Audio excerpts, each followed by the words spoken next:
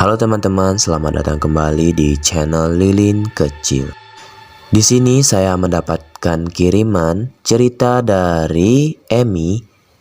Nah, di sini Emmy menceritakan pengalamannya ketika pulang kampung ke kampung halamannya.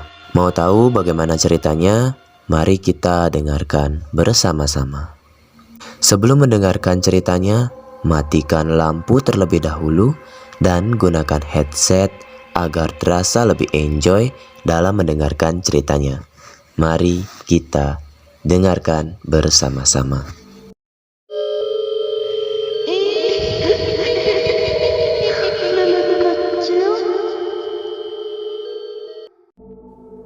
Hai, nama aku Emmy. Aku adalah seorang mahasiswi di salah satu universitas ternama di Indonesia. Aku memiliki dua sahabat yang bernama Angga dan Ardi. Mereka berdua adalah sahabat baikku. Ya, maklumlah, aku ini orangnya agak tomboy. Jadi temanku kebanyakan cowok. Mereka berdua selalu mengerti keadaanku. Dan mereka selalu membantuku saat aku dalam keadaan susah. Di kampus pun kami selalu bersama-sama. Suatu hari, aku berencana untuk mengajak mereka berlibur ke kampung halamanku. Mereka pun setuju untuk ikut bersamaku. Namun, Ardi berencana untuk mengajak pacarnya yang bernama Siska.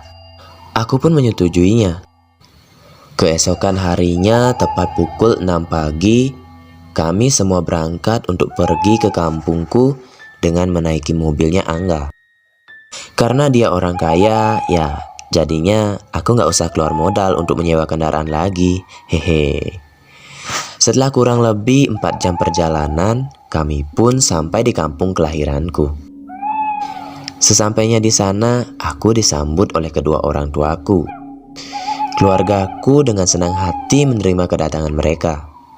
Karena capek, kami pun langsung beristirahat bersama. Rupanya keluargaku sudah mempersiapkan kami tempat untuk beristirahat. Ya, walaupun seadanya. Keesokan paginya, aku mengajak Ardi, Angga, dan juga Siska jalan-jalan ke sawah. Tampaknya mereka menikmati sejuknya alam pegunungan. Tak terasa, hari sudah sore. Aku pun mengajak mereka ke pemandian untuk mandi bersama. Namun, walaupun pemandian umum, tempatnya itu tertutup loh. Jadi, tempatnya itu seperti kamar mandi pada umumnya. Namun, letaknya saja yang berada di dekat sungai sekitaran sawah para petani di kampungku.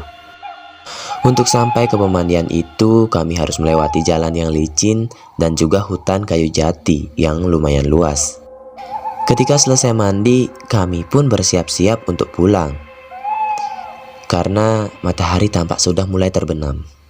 Namun, Angga berkata, "Jangan pulang dulu yuk, kita di sini dulu. Bagus banget loh pemandangannya," katanya. Aku pun mengiyakan karena ya maklumlah, Angga itu anak kota. Jadi dia jarang melihat pemandangan asri seperti di kampungku ini. Tak terasa, hari sudah mulai gelap. Aku pun bergegas mengajak mereka untuk bersiap pulang. Karena aku teringat cerita warga sekitar. Karena di sekitar tempat pemandian itu tempatnya angker. Banyak warga yang sering melihat penampakan, bahkan sering mendengar tangisan ketika melewati tempat itu pada malam hari. Belum sampai di hutan jati, aku mendengar sayup-sayup suara perempuan menangis dari arah semak-semak dekat hutan jati itu.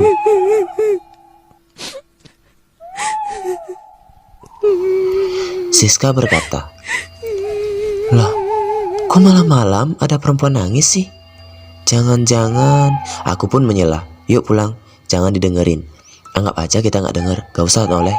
Jalan lurus," kataku. Tanpa menoleh, aku berjalan terus dan menggiring Siska ikut bersamaku, dibarengi Angga dan Ardi di belakang. Setelah lama kami berjalan, tapi kok gak sampai-sampai. Padahal jalan yang aku lewati rasanya sudah benar. Tapi kok perasaan kita muter-muter aja di sini.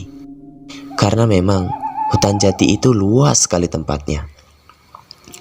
Tapi Biasanya jalan lurus dari pemandian sekitar 15 menitan sudah sampai. Namun ini kok udah lebih dari 15 menit. Rasanya kok nggak sampai-sampai. Ardi menyela di antara kepanikanku. "Emi, masih jauh ya? Aku capek nih," katanya. "Nggak sih, bentar lagi juga sampai," kataku sedikit menenangkan. Aku pun menyuruh Siska untuk mempercepat langkahnya. Namun rasanya kami hanya berjalan di tempat itu saja. Angga menyadari kepanikanku, dan dia pun tahu kalau kita sedang tersesat. Lalu Angga berkata, "Gak ada gunanya kita jalan, mending kita diam aja di sini. Nanti keluarganya Emi pasti datang untuk cari kita," katanya. Aku pun mengiyakan dan pasrah. Tak berselang lama, aku melihat obor ramai sekali. Aku pun merasa senang. "Wah, itu pasti warga kampung mencari kita," kataku. Siska dan yang lain pun melihatnya dan mulai berdiri memanggil ke arah obor tersebut. Namun betapa terkejutnya ketika obor itu semakin dekat ke arah kami. Ternyata itu adalah api yang berterbangan. Aku dan Siska seketika langsung menjerit ketakutan. Angga dan Ardi memeluk kami. Sampai api itu sudah tak ada lagi dari pandangan kami. Aku dan Siska menangis sejadi-jadinya. "Bagaimana ini? Gimana caranya kita pulang?" kata Siska. Angga pun berencana membuat api di hutan itu supaya ada sedikit penerangan. Namun, kami harus membuat api di tanah yang agak lapang, supaya tidak menyebabkan kebakaran hutan. Angga pun mengeluarkan korek api dari sakunya. Untung saja Angga membawa korek api yang selalu ia gunakan untuk menyalakan rokok. Api pun dinyalakan. Malam larut malam, hingga kami tak menyadari kami pun terlelap tertidur. Tiba-tiba ada suara ramai sekali seperti suara gamelan Jawa. Sayup-sayup aku mendengarnya di kejauhan. Aku membangunkan Ardi, Angga dan Siska. Kami pun mencoba mendekati sumber suara itu. Namun betapa terkejutnya dengan apa yang kami lihat. Sebuah perkampungan dengan ratusan penari dan ribuan penonton berada di depan kami. Kami hanya bisa mengintip dari semak-semak. Ardi dan Angga menyeret kami dan kemudian mundur perlahan. Setelah jauh, Ardi berkata, "Ini benar-benar gak masuk akal. Kita harus pergi. Kita harus keluar dari sini. Sampai kapan kita di sini?" Angga dan Ardi mencoba mengambil ponselnya dan berencana untuk menghubungi keluarga mereka. Namun sia-sia. Baterai HP mereka 1% dan tidak ada jaringan sedikit pun. Ini mustahil. Kenapa bisa seperti ini? "Aku gak mau di sini terus. Aku gak mau. Aku mau pulang," kata Siska ketakutan. Kami pun berdoa dan berharap ada seseorang yang menemukan kami. Dan tak terasa kami pun mulai tertidur. Hingga keesokan harinya, betapa terkejutnya karena kami berada di atas jurang di atas perkampunganku.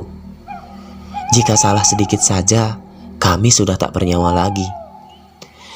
Kami pun cepat-cepat pergi dari tempat itu. Kami pun bergegas pergi ke arah bawah melalui jalan setapak untuk sampai ke rumahku. Di perjalanan, aku berkata sama mereka, "Kenapa kita berada di atas perkampungan? Sedangkan hutan jati itu berada jauh di bawah kampung," kataku sambil menunjuk ke arah hutan jati. Angga dan Ardi tak bisa berkata apa-apa. Mereka hanya bisa berharap cepat pulang. Sesampainya di rumahku, keluarga aku memelukku dengan tangisan haru. Karena kata mereka kita sudah menghilang selama 5 hari. Aku dan kawan-kawanku kaget dan saling tatap-tatapan. Perasaan kita hanya tersesat 1 malam. Tapi kenapa bisa jadi 5 hari?